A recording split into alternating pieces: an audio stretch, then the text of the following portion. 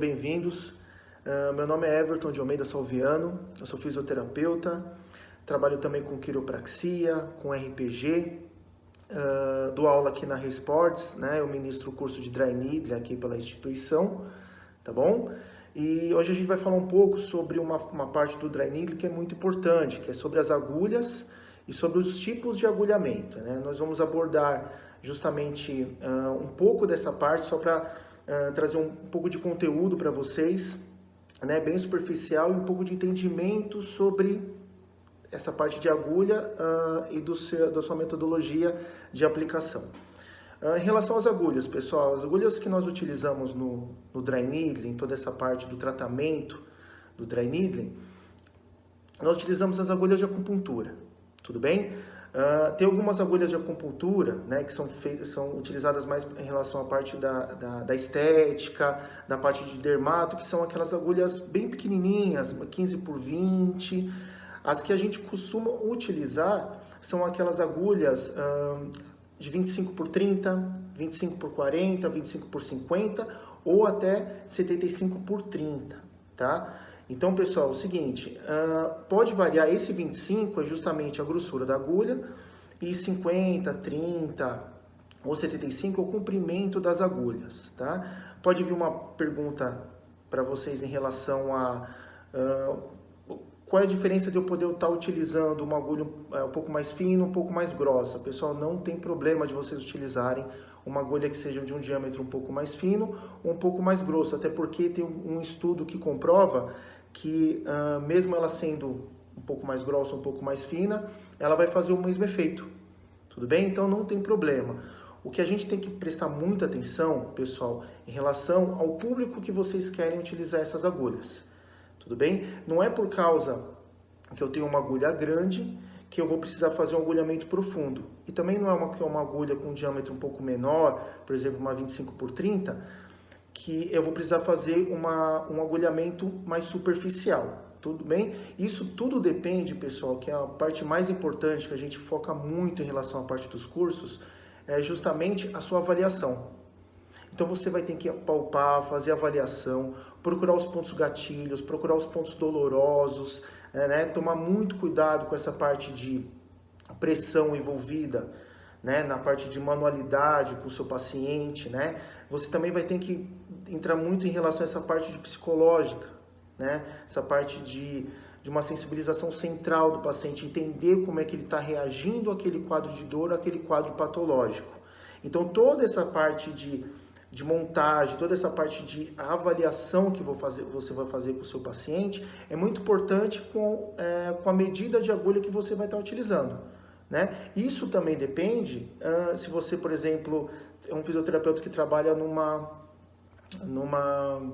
casa de idosos, tá? Normalmente os idosos têm um pouco menos de massa muscular, então você já vai pensando em relação a que você tem que fazer, não precisa ter uma agulha grande, você pode ter uma agulha assim de, sei, 25 por 30, 25 por 40, talvez, que vai dar mais ou menos, chegar mais perto desse público que você atinge, né? Eu trabalho com muita parte do esporte, então os esportistas têm muita massa muscular, a massa muito mais volumosa, então normalmente eu preciso estar utilizando algumas agulhas um pouco maior, porque eu tenho que estar utilizando, que são alguns pontos gatilho que são um pouco mais profundos, ou musculaturas mais profundas, que eu tenho que utilizar um diâmetro maior da nossa agulha, tudo bem? Então, passando todo por esse processo de avaliação, passado por todo esse processo de qual agulha você vai utilizar, e também, pessoal, uma coisa muito importante da parte da avaliação, que a gente às vezes esquece, é o tecido adiposo, tudo bem? Às vezes você pega uma agulha 25 por 30 e você coloca toda a agulha no paciente. Aí você imagina que você já tenha chegado, porque na verdade o ponto gatilho está no músculo, tudo bem? Ele está no músculo do seu paciente.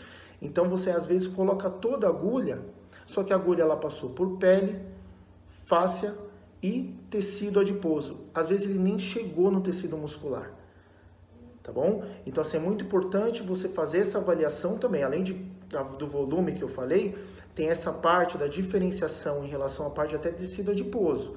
Então muitas vezes quero que vocês entendam que são feitas, né, em camadas. Às vezes o tecido adiposo do seu paciente é maior, né, ele é grande. Então você vai ter que utilizar uma agulha grande, por exemplo, uma 75, né, por 30, que ela é bem grande. Você vai colocar ela toda, só que até ela passar pela pele, fáscia e tecido adiposo, ela vai entrar só um pouquinho na musculatura, que vai se tornar um agulhamento superficial. Queria que vocês entendessem esse paralelo em relação à parte da utilização dessas agulhas e a importância de você fazer uma boa avaliação. Então, pessoal, essas agulhas, esse processo, né, tem estudos e tem algumas literaturas que falam que foi até alguns anos antes de Cristo. Então eles faziam esse procedimento com lascas, com madeira, com pedra, com algum material cortante que eles tinham ali em mãos. Eles começaram a fazer essas experiências ou mesmo até o tratamento desse agulhamento, tá? No caso, daquela época seria a acupuntura, né? Não teria nem dry needle naquela época, tá? Então veio se desenvolver nessa parte dessas agulhas, principalmente naquela região oriental, né? Veio a parte da pedra, veio a parte dos metais, então tinha muitas agulhas, tinha algumas agulhas mais grossas, algumas agulhas tinham formato até de flecha, que eles faziam sangria, tá? Mas o que mais comum que a gente utiliza são aquelas agulhas que vem um pacotinho, tá? Vem um mandril mais 10 agulhas, tá? Tem alguns acupunturistas ainda utilizam, mas poucos, né? Que já também os acupunturistas também eles foram passando por essa agulha que vem dentro do saquinho, mas tem aquelas agulhas que eles colocam com a mão, tá? Alguns acupunturistas até um pouco mais antigos que ainda utilizam essa técnica, mas o que a gente utiliza até mesmo pela segurança, pela biossegurança, tomando sempre cuidado com a parte de esterilização do local, tanto do paciente quanto das suas mãos. Então você sempre utiliza aquelas agulhas que elas são estéreis, tá bom? Então você vai pegar a agulha e o mandril, você não tem contato com essa agulha, né? Você só tem contato com a base, você vai colocar dentro do mandril e para depois fazer o agulhamento no seu paciente. Então, tá trabalhar com vários tipos de agulhamento dentro do paciente, tá ok? Os tipos de agulhamento, pessoal, nós temos 4 tipos de agulhamento: agulhamento superficial, agulhamento profundo, o twist ou pistonagem e o girando, né? Que é simplesmente como o nome fala, é girando horário anti-horário. Ok? Para você estar utilizando, como eu vinha falando antes, para você estar utilizando esses agulhamentos, tá, pessoal? Então, assim, vamos dizer, tem muitas perguntas que às vezes a gente questiona, às vezes o paciente ou também é questionado pelos alunos, é justamente isso: quando eu posso estar utilizando o superficial, o profundo, quando eu utilizo isso? É tudo em relação à parte da avaliação, pessoal, não adianta, tá? Cada paciente tem sua especificidade, tem sua particularidade, muito em relação à parte da sensibilidade. Então, tem muitos pacientes que até mesmo você vai ter que quebrar um pouco desse paradigma em relação à parte da agulha, que toda agulha dói, a agulha é como se fosse uma dor de injeção. Não, não é. Até mesmo porque se vocês quiserem ter contato com a agulha, alguns de vocês já tiveram esse contato com a agulha, ela é um pouquinho mais fina, ela é mais fina que uma agulha de costura. Então, assim, a sensação, ela tende a ser menor, né? A sensação da agulhada tende a ser menor que uma injeção. Só que se você pegar um paciente muito sensível, tá um ponto gatilho muito agudo, concorda comigo que as enzimas naquele ponto vão estar muito excitadas? Vão estar muito sensibilizadas? Então, mesmo a agulha sendo dessa finura, o paciente vai acabar sentindo mais dor, né? O paciente vai estar relatando um pouco mais dor. Então, assim, você vai ter que respeitar isso. Não é por causa que o paciente ele tem uma dor muito forte e você quer acabar com aquela dor, quer diminuir aquela dor através do agulhamento, que você vai querer fazer um agulhamento profundo, que você tem que fazer um twist. Não, você tem que respeitar esse quadro do paciente, isso é muito importante, tá bom? Então, assim, se você de repente coloca a agulha no paciente, faz um agulhamento superficial, onde você já começa a entrar superficialmente no músculo. Você já passou por todas aquelas estruturas até quase chegar no ponto gatilho, tá? E você chegar no ponto ali no ponto gatilho, onde está mais sensibilizado, e o paciente meio que já começar, tá doendo, reclamando, deixa o paciente se acostumar com aquela sensação, deixa o paciente esperar um pouco, entender como é que é o procedimento do agulhamento, e depois você pode passar, de repente, se precisar, um agulhamento profundo, uma tweet, uma pistonagem, girar para um lado e para o outro. Tudo bem? Então, assim, todo caso é um caso. Todo caso você vai ter que ter uma leitura desse seu paciente. Isso é muito importante. A avaliação é sempre mais importante do que o agulhamento em si. Então, nós temos esse primeiro agulhamento que é o superficial. A literatura nos fala de 5 a 10 milímetros, mas logicamente, né, pessoal, a gente não vai calcular isso. É difícil a gente ficar calculando em relação à parte de profundidade, até mesmo porque eu falei que esses pacientes, eles têm sua peculiaridade, tanto em relação à parte de massa, em relação à parte de composição corpórea, um pouco mais de tecido adiposo, um pouco menos, sensibilidade. Então, ele tende ao quê? A começar a entrar, né, na parte da musculatura. Isso a gente utiliza mais se o ponto gatilho estiver mais superficial na musculatura, porque o nosso intuito em relação à parte do agulhamento é buscar acertar o ponto gatilho, para a gente poder dissolver esse ponto patológico e esse ponto dolorido. Tudo bem? Nesse caso, aí também, esse é o nosso primeiro tipo de agulhamento, seria superficial. O segundo tipo, que é o profundo, esse agulhamento sim, esse agulhamento você vai procurar estar utilizando alguns pontos gatilhos que estão mais profundos na musculatura. Normalmente você utiliza o agulhamento profundo em musculaturas mais volumosas. Glúteo máximo, glúteo médio, isquios tibiais, deltoide, porque normalmente, não é via de regra, mas normalmente esses músculos, os pontos gatilhos costumam estar mais profundos. Então você vai precisar utilizar esse agulhamento mais profundo. Você vai precisar colocar essa agulha um pouco mais profundo no paciente até sentir aquela parte da restrição do ponto gatilho. Bem, sempre procurando, pessoal. Sempre você vai procurando sempre esse ponto de mais sensibilidade do paciente. O paciente mesmo vai te relatando. Você vai tendo uma comunicação lenta, uma comunicação um pouco mais agradável com o paciente em relação à parte da técnica, mas sempre procurando esse ponto gatilho. Uma quarta técnica é justamente o tweet ou pistonagem, tá? Que ocorre o quê? Que você, quando você introduz essa agulha no paciente, na musculatura do paciente, e você começa a fazer movimentos de entrada e saída da agulha. Tudo bem? Você vai começar a entrar e sair da agulha sempre tentando dissolver aquele ponto gatilho, ou em algumas técnicas você procurando se tem mais pontos gatilhos naquela mesma região. Então, costuma ser, a técnica do agulhamento do tweet costuma ser até uma parte um pouco mais agressiva do dry needling, né? Agressiva entre aspas, ok? Porque você acaba mexendo um pouco mais com a agulha dentro do paciente. Então, a tendência é que o paciente ele sinta algumas sensações mais físicas da agulha dentro dele, logicamente, é maior. Né? Então, você não vai ter aquela parte, por exemplo, de agulhamento superficial que você vai entrar naquele ponto e deixar ali.